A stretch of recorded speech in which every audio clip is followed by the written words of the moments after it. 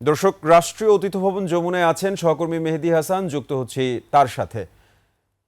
মেহেদী, আজকের বৈঠকে সর্বশেষ কি তথ্য আছে আমাদের জানান।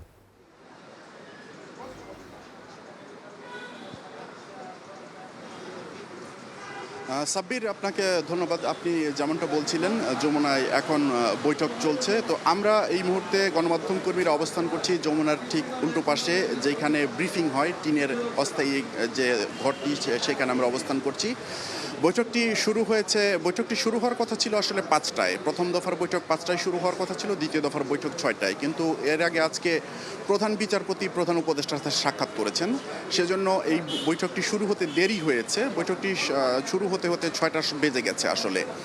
তো এতক্ষণে বৈঠকটি শেষ হয়ে যাওয়ার কথা, এবং শেষ হলে পরে আমাদেরকে ব্রিফ করা হবে। ব্রিফ করলে আমরা আসলে জানতে পারবো বিস্তারিত কী আলোচনা হয়েছে। সাবির, আপনি জানেন যে দেশের যে চলমান রাজনৈতিক সংকট, এই রাজনৈতিক সংকট থেকে উত্তরণের উপায় নিয়ে রাজনৈতিক দলগুলোর সাথে প্রধান উপদেষ্টা বৈঠক করছেন।